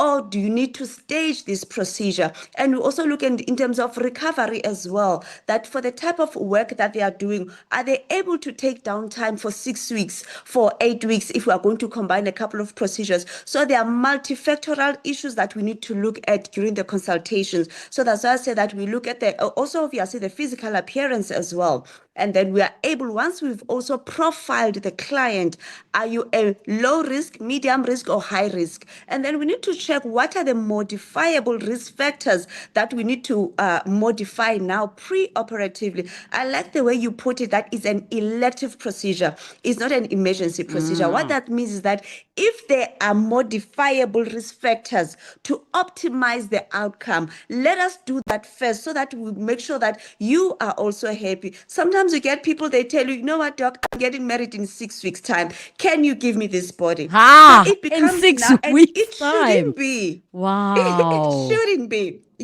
So I always tell people that I don't sell sugar. What that means is that this is a journey, it's not an event. So we need to prepare ourselves that even during consultation, that be prepared, that is not a once off. You are not coming here to buy this body that you are looking for, but then it needs to be a journey. So that means you need to click with your surgeon. You need to be able to know that, is this the person? Because remember, you have an option. So the fact that you came to consult with me doesn't mean that you have to operate with me. You can go with someone else if you see that, our personalities are clashing, because this is the person that you're going to be stuck with for some couple of months. chance. So that's also very important to establish that relationship pre-operatively. Then we're also honest about, okay, what are the possible outcomes, possible complications, and possible maybe things that is not a complication, but it's just part of the journey. When these were discussed pre-operatively, it makes the recovery much easier. That is on the physical side. And now we go on the psychosocial aspect of it. Why do you want what you want? Is it because of the trends? Is it because your marriage is in trouble? You think that maybe things are not working out because you don't look as good like you used to before you had kids? Or is it because you are under pressure? There's just more of the psychosocial issues that you are going through. So you think that this will help you to escape or things like that. So if you find someone, most clients who come to me, maybe they're going through a traumatic event, they've just lost a loved one, or they're going through the divorce, then sometimes you find that, yes, this surgery will benefit their appearance, but maybe let's wait a bit. Let them see a psychologist. Let them go through this trauma that they're going through. This we can always do later. It's an elective, like you've rightfully said. So let's deal with those issues, because it doesn't matter. I can give you the best results in the world. If we haven't dealt with the main underlying issues, then they're going to resurface, because now you have the body that you're looking for, but the same stressors are still there. The same triggers are still there. So we need to make sure that the psychosocial aspect is not what is driving you. This surgery should enhance that, but it's not a way of escaping from dealing with issues. We're going to take not overemphasize. Yes, we're going to take a break, and when we come back, I want us to chat through the process. As in, if you have decided, okay, I'm considering having plastic surgery or reconstructive surgery, whatever the case may be, that is not emergency, what is the process that one is taken through before you get on that table? Audible 1 8830702, the WhatsApp line 072 702 1702. Aubrey Masango. Weekday evenings, 8 to midnight. Stuart James, why were you in Parliament? There is a lot of evidence pertaining to the cases that I had opened surrounding the killings that the PKTT were investigating. What is the price here that people are fighting for? What they're fighting for is total control of SAPS. Whoever controls SAPS wields the biggest stick. You emphasize General Khumalo, he knows me well. He knows me well. There's a lot of murders and there's a lot of people that have been protected by Lieutenant General Khumalo. We've got the evidence. Aubrey Masango. 8 to midnight on 702. 702. Before you throw it away, think again. Join the Glass Recycling Company's Recycling Challenge this November. Collect your glass bottles and jars, drop them at your nearest glass bank, and help your city climb the leaderboard. Each bottle counts towards a cleaner South Africa. Post your recycling pics on Facebook with hashtag Glass Recycling Challenge and stand a chance to win 5,000 Rand. Let's shatter records and clean up our cities with the Glass Recycling Company. T's and C's apply. Imagine if you could save time like you save money. A second here, a minute there. Type a little faster, walk a little faster. Or you could stop scrolling on the internet. Just think of all the hours you'll save. Now what if you could take all that time and invest it? Watch it grow. Until eventually, one day, you'd have so much time that you wouldn't know what to do with it all. But unfortunately, time doesn't work like that. It can't be stored or banked. And unlike money, you can't make it back. That's why after 50 years of investing, we've learned that time is the greatest gift of all. And the good news is, if you invest early, time gives you money. And then money gives you more time to do whatever you want to do, even if it is scrolling on the internet. Ellen Gray, long-term investing. Ellen Gray is an authorized FSP. The unexamined life is not worth living. Socrates' timeless wisdom reminds us of the power of introspection. At Plus 94 Research, we delve deep into data, uncovering insights that drive meaningful decisions. Our scientific methodologies transform questions into clarity. Don't just operate, understand. Don't just guess, know.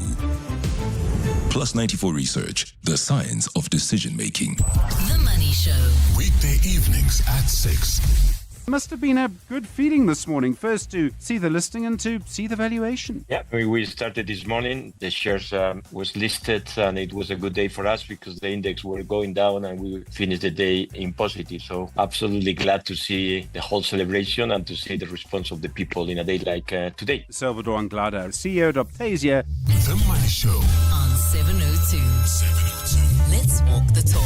The Money Show with Stephen Curtis is brought to you by ABSA CIB, advancing Red Rocket's ambitions with Discovery Green as the off-taker to power Africa's future through affordable, renewable energy. 702. Masterclass.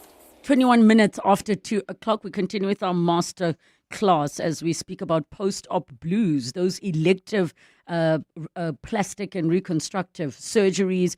There's also post-op depression. 011-883-0702. The WhatsApp line 072-702-1702. We're joined by Dr. Nombulelo Miduse, who's a plastic and reconstructive surgeon. Doctor, what is the process? So if I come to you and I say, Doctor, I'm thinking of having a, let's say, mummy makeover.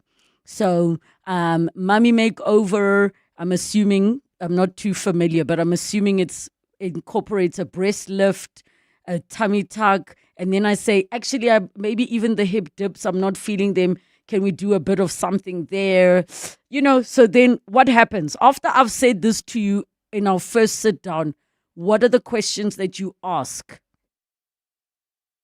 Okay, thank you for that question, Relebogile. So most of the time, it's always nicer to get to know the person first. I would love to know, who are you? How many children do you have? What is the support structure at home? What do you do for a living? Just to help to plan so that when we get to there, when we talk about post-op planning or recovery planning, then I can be able to recommend what is suitable for you. And then after I've gotten to know who you are, and then we get to your medical history, that's very important. Having a chronic illnesses doesn't mean that you are disqualified from elective cosmetic or reconstructive procedures, but what I want to make sure that is it well controlled, because we need to make it safe. You didn't come to me because you are sick. You come to me because you want to enhance a certain part of your body. So we need to make sure that we keep it safe. So, and then from there, I want to know your surgical history. Have you ever been through surgery before? Have you been to theater? And how did things go at that time? So that I can see, is there any anesthetic risk, and how is your recovery, and how did you find it, theater, things like that.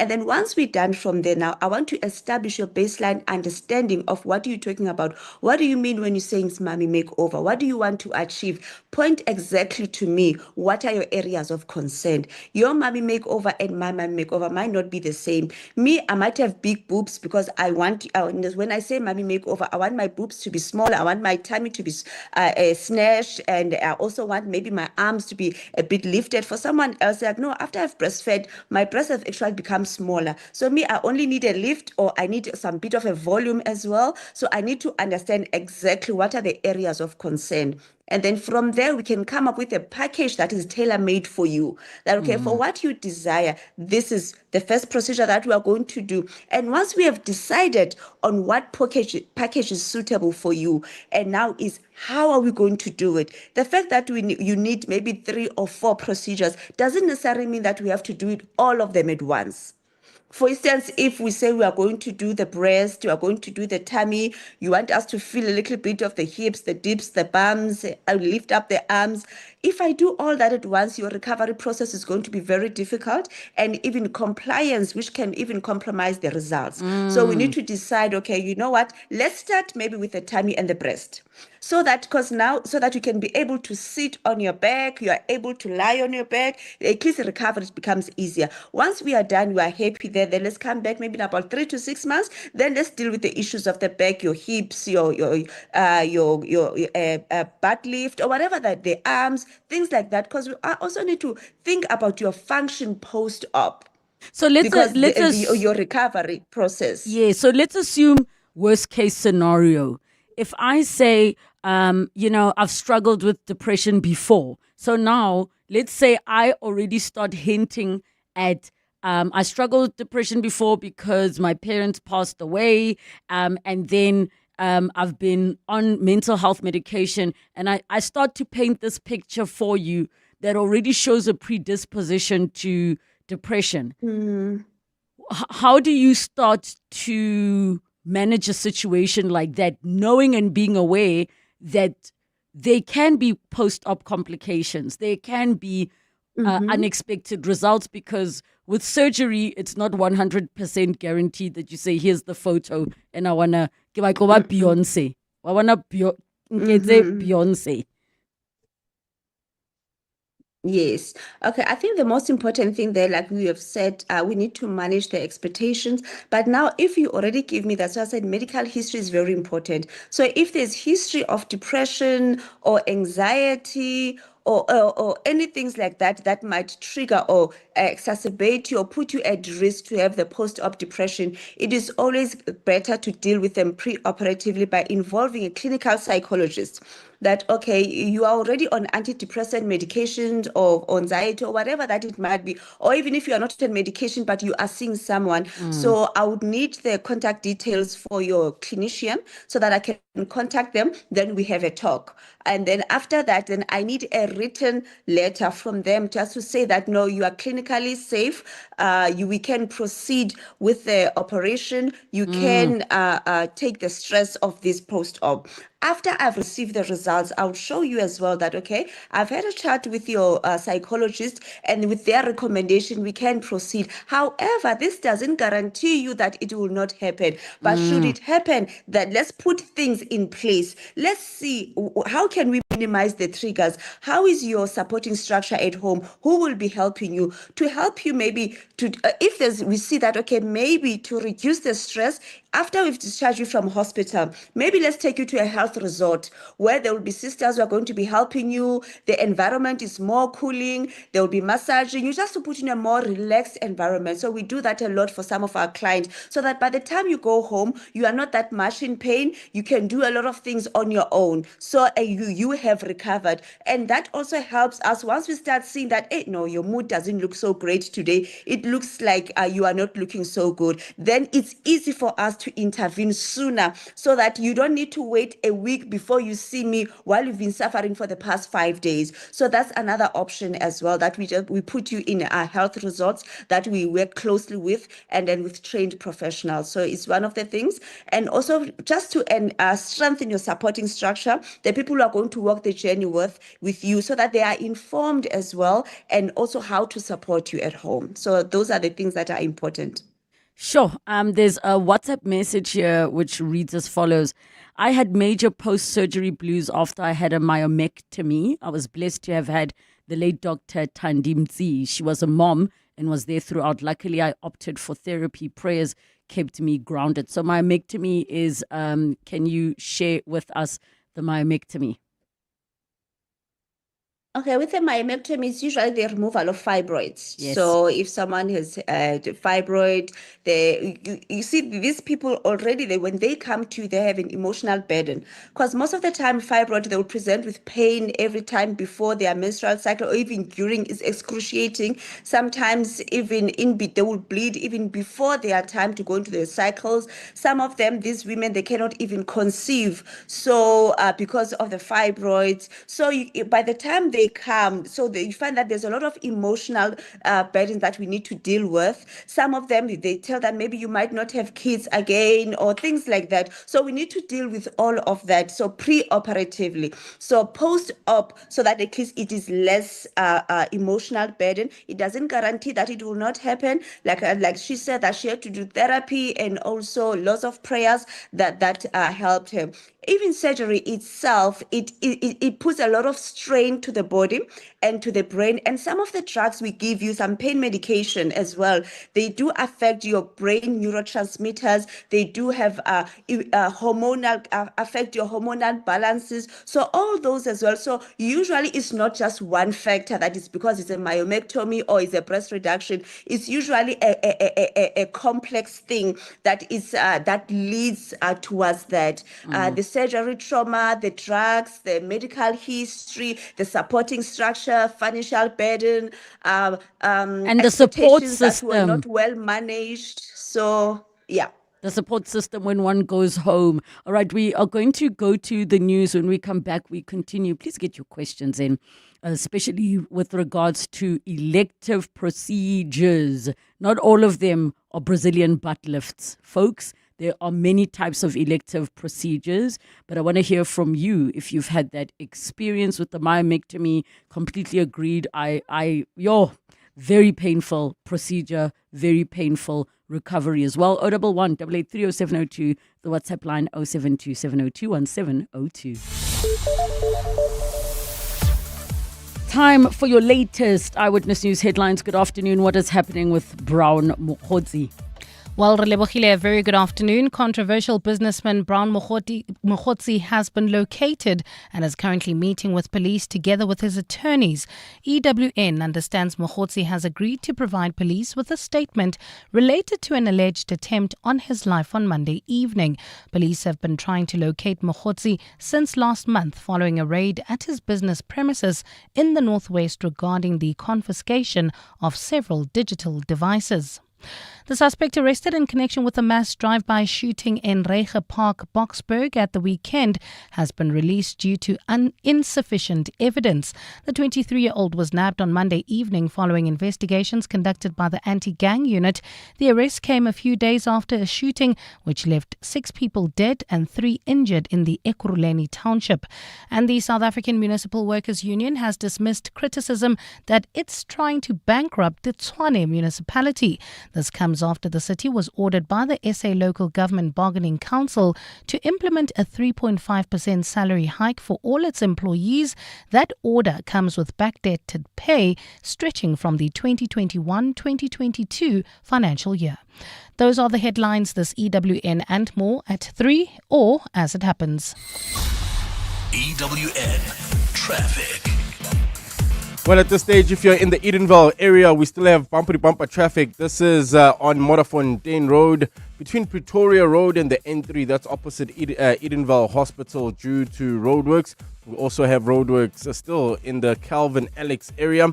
Roadworks slowing down traffic N3 in both directions between the Butlu interchange and London Road. In Amalgam, leaving the Joburg CBD, traffic sluggish on Main Reef Road between Anderson and China Mall. Look out for those faulty traffic lights in Rand Park Ridge, Bears Nodia in the N1, as well as in Sharon Lee at Malibongo Drive and Belez. If you come across any other traffic issues, please WhatsApp us on 072 702 1702. There's more EWN on air, online, and on the EWN app. Part of the 702 family. Hi 702 lenders, my name is Karabo Siputi from Johannesburg. I'm a regular 702 listener.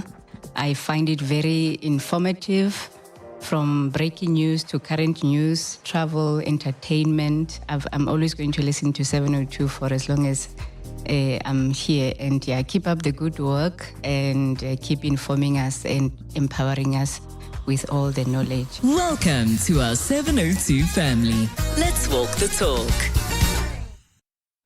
Join Tembinko Simtembu from the hit series Shaga Ilembe and be the strong man who makes better health a legacy. Shop Seller Men's Health Range. Strong man, stress and anxiety, clear skin, joint and gout, and daily immune. Available in a tea, mixture and capsules. Shop today at Clicks, Dis-Chem, ShopRite, Checkers, Boxer, PNP and Spar. Don't compromise. Sela iyasebenza. It's amazing what help can do. Help can take you from smart money moves to smart gadgets and household must-haves. With an FNB Premier Credit or Fusion card, get up to 40% back in e-bucks on devices and appliances.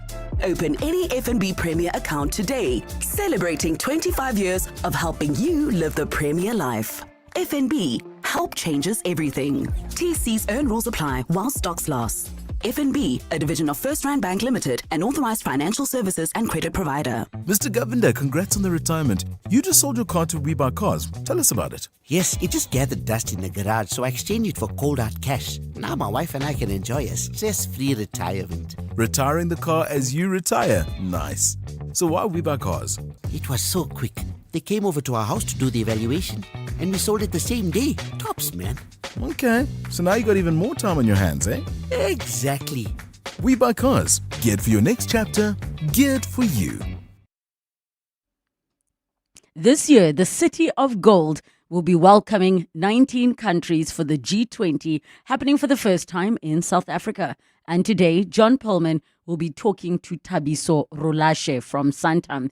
He will discuss the importance of this sponsorship, Santam's involvement in the G20 Disaster Risk Reduction Working Group, and other Santam initiatives and programs. Don't miss the conversation on 702 Drive with John Perlman today between 3 and 6 p.m. Let's walk the talk.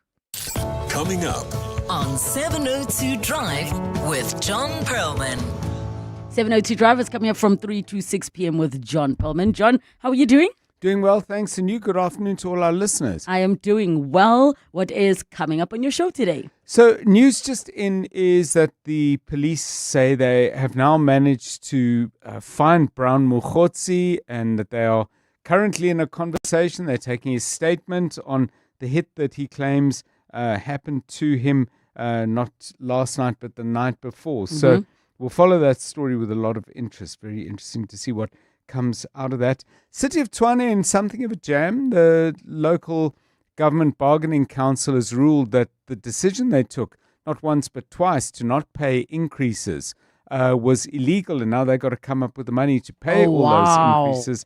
I think the amount they're looking at is around 2 billion rand, and it's due. So that's going to be complicated and something that they are going to have to try and sort out.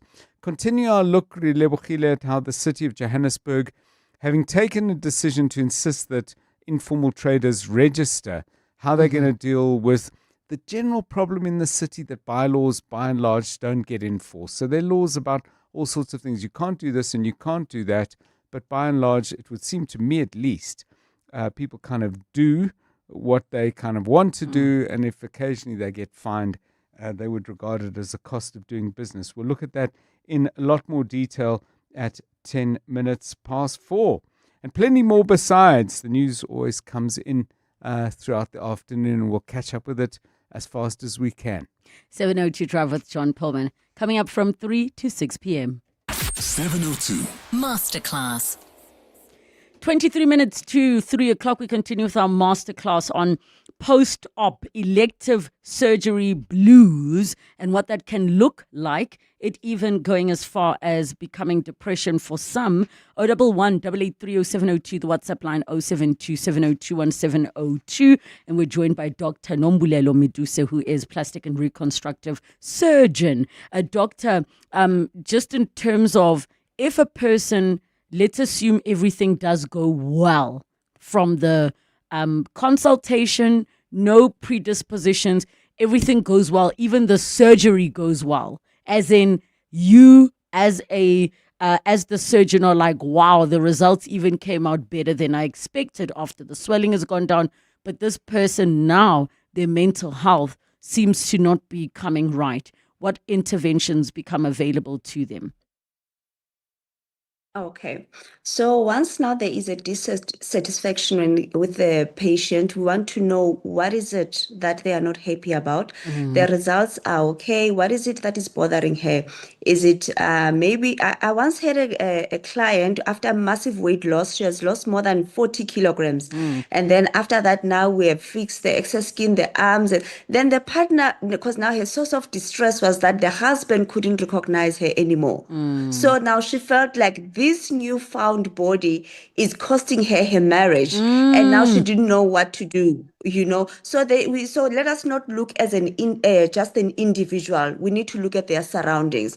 So we need to look what is the source of this dissatisfaction. Are those psychosocial factors? Are they financial factors? Or is the recovery process? Or maybe you are not getting the attention you're hoping for, or you are not received well at home, or are there any regrets, or what it could be? Then that will help us to know which specialist we should refer you to for the support. You need to see, we work closely with the psychologist or life coach, or depending what is the source of the depression or the issues. And I'm so glad that you are sharing that. I've seen many stories of women post-op, a woman in particular, I haven't come across the men experiencing this, but where they share especially around weight loss surgery, that there is a feeling that comes because people treat you differently, that then they feel sometimes worse about themselves because, yes, you're being treated better because now you are at the ideal weight that people expect you to be. You look amazing. And then you're like, so does that mean that I was not lovable, but I'm still the same person? Can you chat to us about some of the other types of mental health challenges that a person might experience that are directly related to however they've changed? Like some people get a breast reduction and they get treated differently. Mm, mm. That is so true. People, like I always say, that how people they will receive you based on how you look most of the time. So your image is very important. So some, they feel like, okay, because they've lived with this huge breast for so long, they have adjusted to a certain type of treatment that sometimes you find that people, they'll start looking at your boobs before they can look at your head. It's like you're an Yes. individual. You are a breast with this, you are not a holistic individual. So they had to adjust with their lifestyle as well, that I cannot do certain things, I can't go to the gym, I can't wear this, I can't.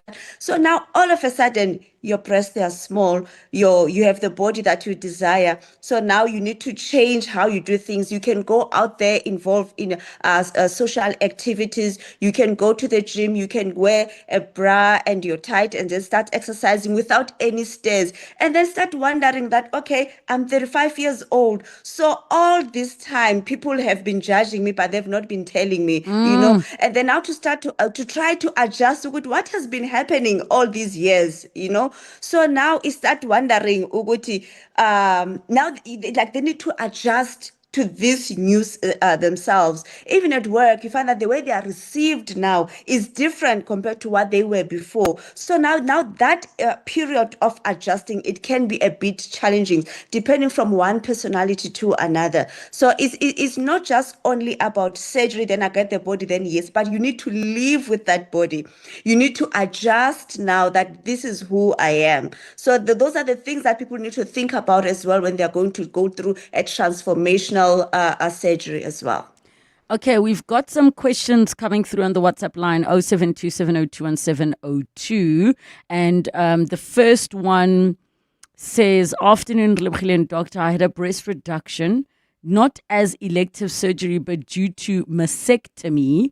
The other breast would be sagging, is what they say. They're not sharing on how they felt after that experience. And then another person says, please share the details for procedures. We will share doctors' email and website with all of you at the end of the conversation. And we've got a voice note on 0727021702. Good afternoon, Relebogile. Could you please ask your guest, what is more or less the average cost of an ear augmentation? So for example, if a person has sort of like cauliflower ears and just wants it slightly pinned back, nothing too dramatic, but just a slight augmentation, more or less, what is an average cost per ear? I would really appreciate it. This is Roger from Morningside. Thanks, Roger, for that question. So the cauliflower ear, the ones that we see on the MMA fighters and rugby players from all the impact that they keep getting. So estimate cost that I know we're not going to hold you to this, doctor, because you need to actually do a proper assessment on patients. And we always say we cannot give medical advice. We can only speak generally. Yes, thank you so much for that. Yeah, cost is a very difficult thing when you haven't consulted on that individual and then come up with a treatment plan. The correction is not the same for everyone. It depends on the severity, how hard the cartilage is, and that determines how long are we going to be in theater. And time is a factor because in theater they charge per minute. Some hospitals they charge 120 per minute. Others they charge 320 per minute, depending where you're going to do it, and the anesthetic as well. If you are going to do general anesthesia, they're also going to charge you per hour, and then there's surgeon's fee as well. So it really varies. It's very difficult to quantify or to say this is the estimate if I haven't seen how it looks and what will be the recommended procedure, because there are different techniques and all of them, they vary depending on what we need to desire. So it's really a tricky one for me to give a direct answer for that one. 100 million, doctor. Just say 100 million. But I've give estimates. No, for instance, with most of the time, it doesn't take more than 2 hours in theater. For day care, because that one we can do it in a day hospital to make it a bit cheaper. So most of the day hospital, if that maybe they charge 160, 180 per minute. So if you're gonna be 2 hours, maybe it will cost you maybe above 12 or 16,000. You can calculate there. If you say 160 times 120, you can have an estimate. Most anesthesiologists will charge you maybe around about 6,000, 6.5 per hour. So that's around about 13,000. And then the surgeon's fee, most of the time for that one, it's not a big operation. So maybe I might not need an assistant fee, but the surgeon's fee as well, we'll just have a look and then we assess. So pretty maybe it will be more than 50,000 all-inclusive cost, because it's not an individual. Sometimes when people are talking about a cost, you tell them, no, breast reduction is 130. They're like, yo, they think it's all that 130 is coming to you. Yet there's still hospital fees, there's still anesthetic fees, assistant fees, surgeon's fee, and the vet. So all those are contributing factors. All right, we're going to take a break and come back to all of your questions. 011 8830702, the WhatsApp line 0727021702.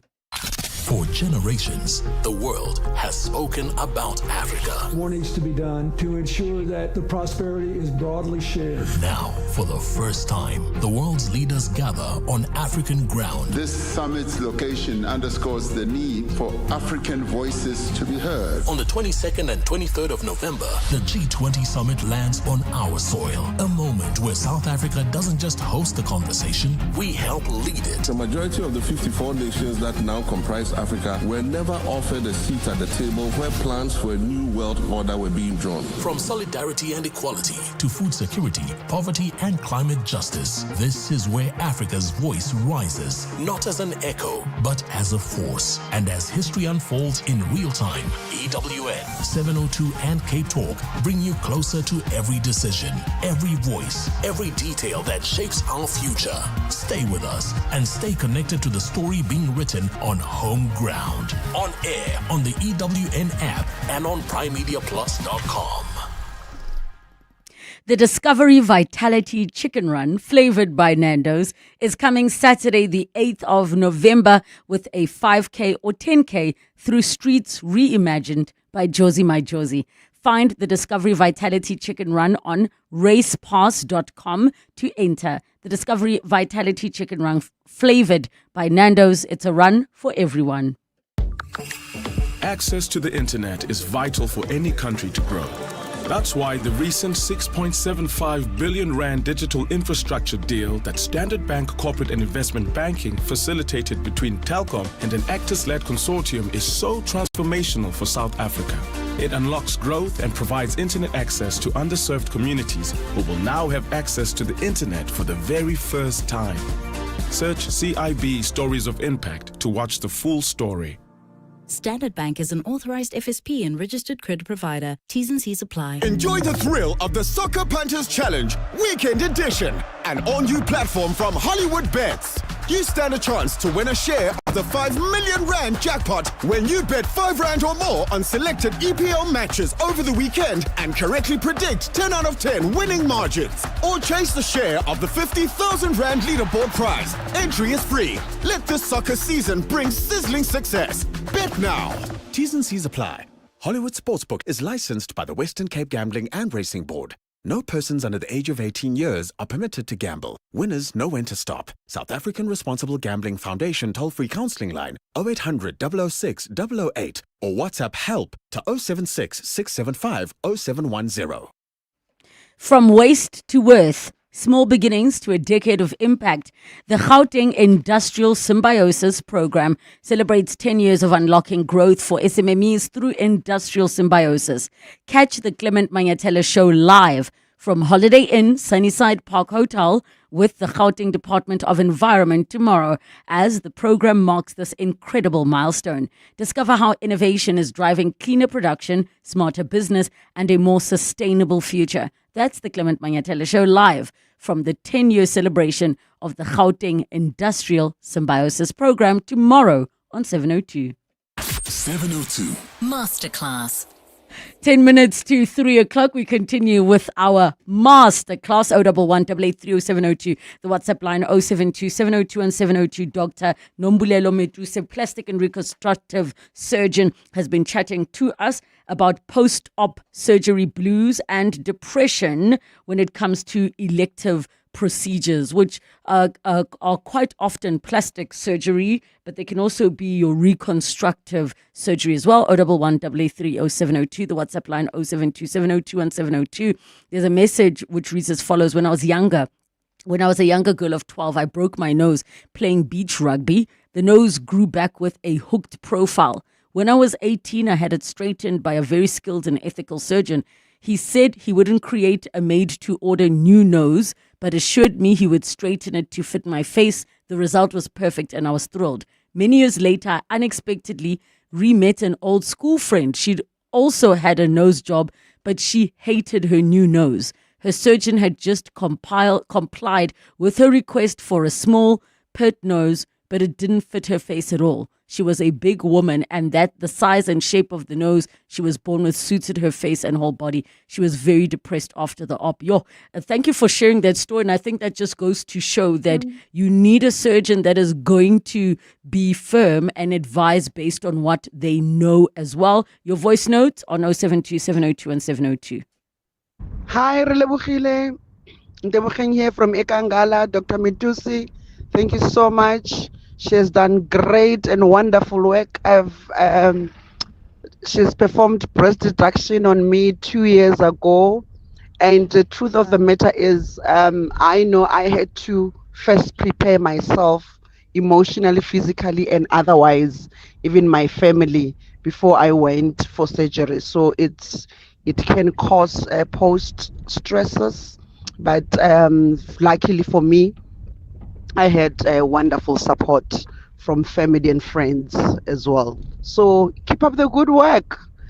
Thank you. Bye. Thank you. Oh, Thank you. I love that for Bye. you, doctor. I love that for you. Thank you. If you were to advise, and I'm going to say not for medical reasons, who would you advise are individuals that should reconsider having surgery, as in not because their medical history or their medication or current anything, but more with regards to the mindset?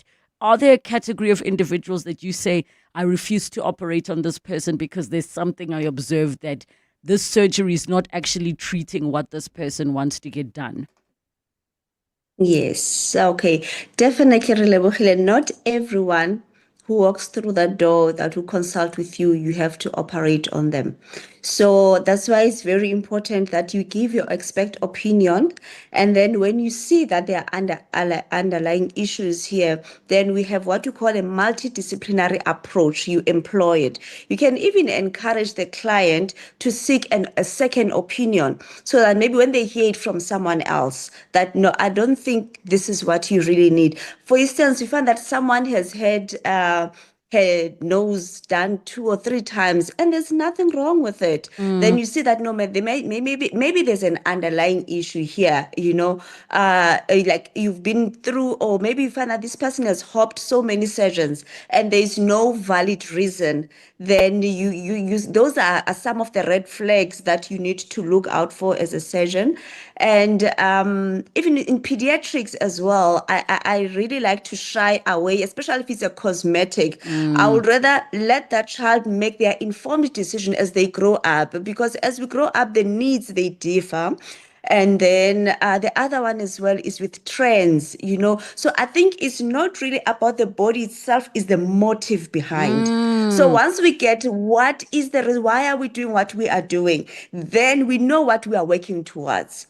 Because now, if what I'm going to do now is not going to solve what you desire, then whatever that I'm going to do is going to be futile and it's going to cost you a lot of money. In terms, so those are the things that we need to look out for. There's a question says, please ask your guests, how often does she get requests for butt lifts? And is it true that some women say that they develop an odor back there after a little while? I heard something about a BBL smell, and I assumed that you have an infection and, you need to maybe go back. Please help us here, Doc. What's the accurate information? Okay. Yes. Okay. When it comes to butt lifts, yes, we do them quite frequently, depending on different size. Sometimes people that know even my calves, after doing liposuction, let's use that as your fat. So I strictly use your own fat. We don't use the silicone. So what it is it's actually a fat graft. So when you do a graft, it means that tissue doesn't have a blood supply of its own. So it's depending on the blood supply of the recipient side. So we'll put it in different layers in the fat. So I use the subcutaneous layer. I don't go into the muscle, which is the one that is more risky, that can even end up the fat going into the veins and even costing your life. So we use the subcutaneous one into those layers. So even in the best hands, most of the time, fat graft take is up to 60%. So that we need to bear that in mind so that we don't overfill. So you do assessment of the capacity, because most of the time complication rises where you find that now you are putting more fat than the capacity that you have. What that's going to lead into what we call fat necrosis. So that means you've got fat cells that have died, that they didn't have or develop the blood supply from the recipient side because you have put in too much fat.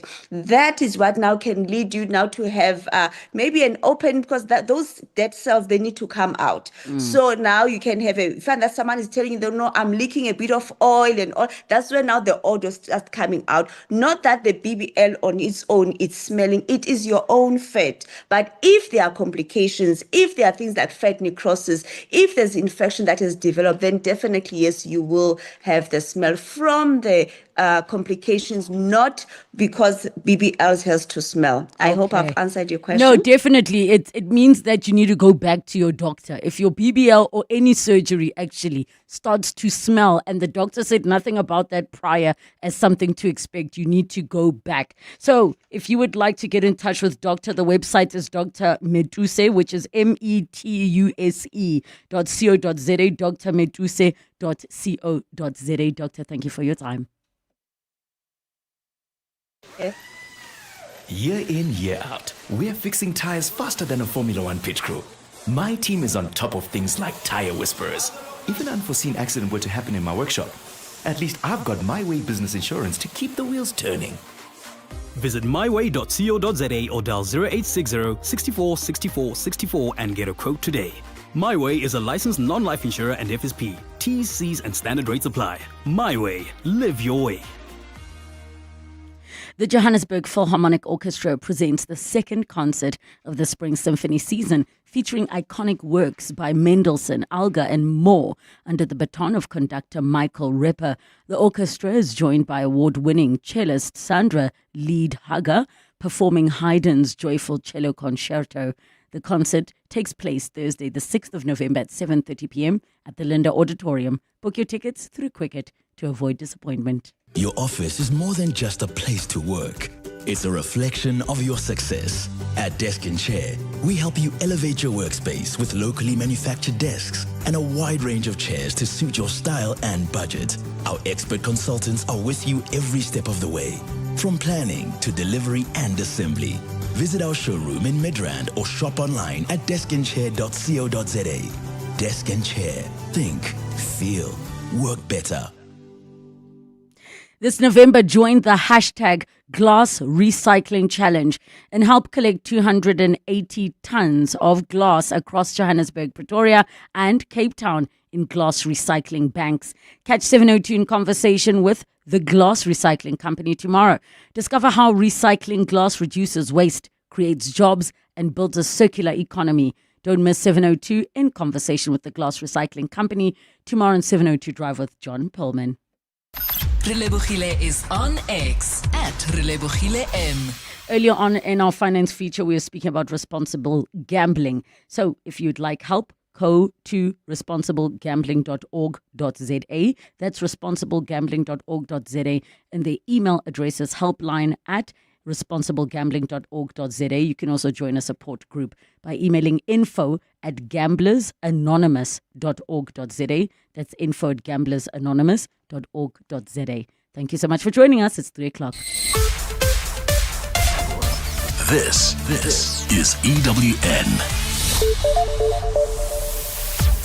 A meeting concludes between Mabotja, his lawyers and police, and a Rege Park suspect released due to insufficient evidence.